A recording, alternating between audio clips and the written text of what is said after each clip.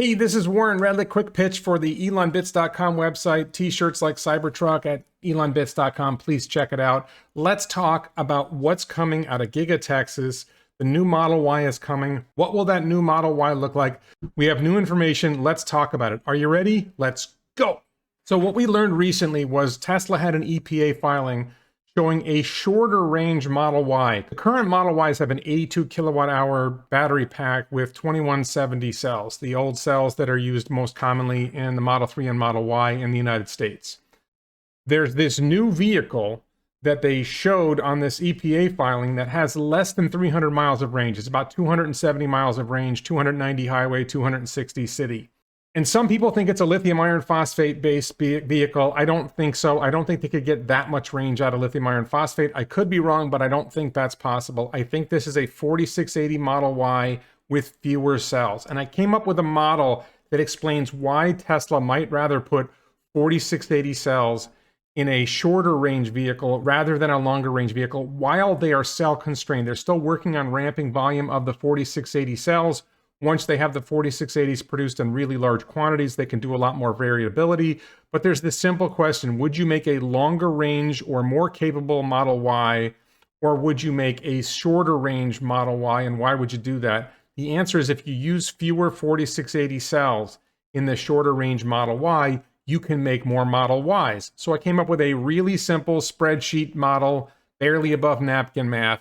And you can see here, if the 90 kilowatt hour pack, that would be a larger pack than the existing Model Y. So you'd probably get to 350, 360 or more miles of range on a 90 kilowatt hour pack. If you price that at $65,000, which is above the price of the current Model Y long range. And if Tesla's cost of making the vehicle was $40,000, you would have a gross profit of $25,000 a vehicle. In contrast, if you did a standard range Model Y with all-wheel drive is what they talked about, and you charge $55,000 to customers for that, and then it cost Tesla $35,000 to make that less expensive vehicle because it's using less battery cells. 30 kilowatt hours of cells, $100 a cell is about at $3,000. You can do the math and say, okay, the extra cost or the cost savings, ballpark $5,000. It might not be perfect, but it's close. And you would end up with gross profit for a vehicle of $20,000. So you make less, Tesla would make less money on each vehicle. But with that limited number of cells, whatever the limit is, I'm using 900,000 cells as an example. I believe they're doing about 1 million a month right now, but we'll see. But 900,000 works out to a nice numbers. That's why I'm using 900,000 instead of 1 million. You get 10,000 units with the 90 kilowatt hour pack. You get 15,000 units with the 60 kilowatt hour pack. Because you're using fewer cells in the smaller pack, you can make more vehicles. And you end up with gross profit of 300 million instead of 250 million. So it can make sense to make the smaller vehicle, not the smaller battery pack vehicle. How they're going to do it, I don't know. I have a thought that maybe since the battery pack is this big rectangle, maybe they can take out 30 kilowatt hours of batteries in the middle, still have a hollow rectangle, and that would still provide sufficient structural rigidity, the structural pack that we're looking for, without having to have all the cells in there. Tremendously lightweight. This is going to be a very lightweight vehicle if this is what they're doing. And you would end up with a lot of gross profit. I think the constraint on Giga Texas is not producing Model Ys, it's having enough battery cells to fill the Model Ys. That's a theory. Another theory, and I think it's a credible theory, is that they'll use lithium iron phosphate cells in this standard range vehicle, and they're still going to come out with a more advanced vehicle. The problem is we haven't seen, like I anticipated a ludicrous Model Y with a 100 kilowatt hour pack and 400 miles of range, but we haven't seen an EPA filing for that vehicle. So it looks like this is the alternative that makes the most sense to use the 4680 cells and get the most out of them. The other key detail is when you get these extra units on the road, by the way, 10,000 and 15,000, that's just an example. If you do this, let's say that's once a month, then you get 150,000 vehicles out on the road in 10 months or 180,000 in a year versus getting 100,000 or 120,000. So you get a lot more vehicles on the road. Those additional vehicles generate more data for FSD.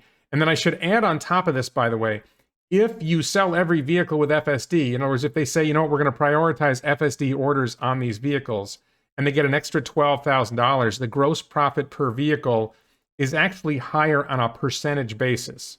If you think about 20 over 35,000, 25 over 40,000, you're actually making more money for the company as a whole by doing the smaller vehicle, especially if you can get FSD on the vehicle. Because that $12,000 on top of Tesla's cost, the $12,000 adds 33% margin to the 60 kilowatt hour pack. It doesn't add as much margin to the 90 kilowatt hour pack. That's the thinking, because you're charging $12,000 for FSD, whether it's a $50,000 vehicle or a $100,000 vehicle. The percentage addition to the margin is greater on the less expensive vehicle.